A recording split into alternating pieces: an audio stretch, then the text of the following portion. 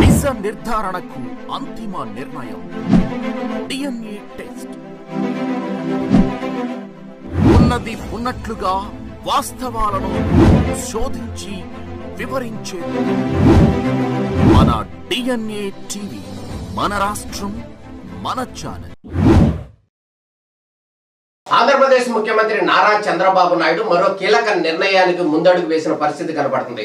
ఒక వ్యూహాత్మకంగా high court bench కర్నూలులో ఏర్పాటు చేయడానికి సంబంధించినటువంటి ప్రణాళికను సిద్ధం చేసేందుకు ఆంధ్రప్రదేశ్ ప్రభుత్వం నుంచి కేంద్రానికి అనుమతి కోసం పంపిస్తాము, కేబినెట్ అప్రూవల్ తీసుకున్నట్టు కూడా రాష్ట్ర ముఖ్యమంత్రి చంద్రబాబు నాయుడు చేసినటువంటి ప్రకటన ఏదైతే ఉందో అది ఒక చాలా చారిత్రాత్మకమైనటువంటి అంశంగా భావించాల్సిన అవసరం ఉంది. ఎందుకంటే ఇది ఎన్నికల హామీని తెలుగుదేశం పార్టీ అంటే ఎన్డీఏ కూటమి అమలు చేస్తుంది అనే అంశం ఒక వర్షన్ అయితే కనుక, గత ప్రభుత్వంలో వైఎస్ జగన్మోహన్ రెడ్డి ముఖ్యమంత్రిగా ఉన్న సందర్భంలో ఆంధ్రప్రదేశ్కి అమరావతి కాదు 3 రాజధానులు తెస్తాము, కర్నూలుకి న్యాయ రాజధాని, అదేవిధంగా విశాఖపట్నానికి ఎగ్జిక్యూటివ్ రాజధాని తెస్తానని చెప్పి ఎన్నో విషయాలు చెప్పినప్పటికీ కూడా ఒక్కడుగు కూడా ముందుకు వెయ్యలేని పరిస్థితి ఉంది.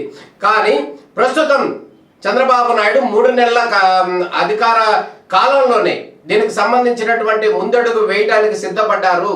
హైకోర్టు బెంచ్ ఏదైతుందో కర్నూలులో ఏర్పాటు చేయడానికి దానికి సంబంధించినటువంటి పూర్తి స్థాయి అనుమతులు ఇవ్వాలని చెప్పి కేంద్రాన్ని కోరడానికి సిద్ధమైన పరిస్థితి కనబడుతుంది. ఒక అంశాన్ని కనుక గమనించినట్లయితే కర్నూలులో న్యాయ రాజధాని ఏర్పాటు చేయడం అనే వర్షన్ ఏదైతే ఉందో అది రాయలసీమ ప్రాంతానికి పూర్తి స్థాయిలో న్యాయం చేకూర్చే అంశం అయితే ఒక విధంగా కనబడుతుంది. అదేవిధంగా గతంలో కర్నూలుని రాజధానిగా వదులుకున్న త్యాగం చేసినటువంటి కర్నూలు ప్రజలకు ఇది న్యాయంగా కనిపిస్తున్న పరిస్థితి కనబడుతుంది. అందులో భాగంగానే అక్కడ కర్నూలులో న్యాయ రాజధాని పెట్టాలి అంటే బెంచ్ పెట్టాలి, హైకోర్టు బెంచ్ కర్నూలులో పెట్టాలి అనేది ప్రధానంగా చంద్రబాబు నాయుడు ప్రభుత్వం భావిస్తున్న పరిస్థితి కనపడుతుంది. అదేవిధంగా కనుక ఇందులో ఒక కీలకమైనటువంటి అంశం కూడా ఉన్న పరిస్థితి కనపడుతుంది. దాంట్లో ఏంటంటే కర్నూలు, కడప ఈ 2 జిల్లాల్లో కూడా వైఎస్ఆర్సీపీకి వైఎస్ జగన్మోహన్ రెడ్డికి పట్టున్న ప్రాంతం. ఆ ప్రాంతంలోనే హైకోర్టు బెంచ్ అనేది తెలుగుదేశం ఎన్డీఏ కూటమి కనుక తీసుకొచ్చినట్లయితే ఆ పార్టీని రాజకీయంగా సమాధి చేసే అవకాశాలు ఉన్నాయి అనేటువంటి ఊహాత్మకమైనటువంటి నిర్ణయాన్ని చంద్రబాబు నాయుడు తెర మీదకి తీసుకొచ్చిన పరిస్థితి కనబడుతుంది.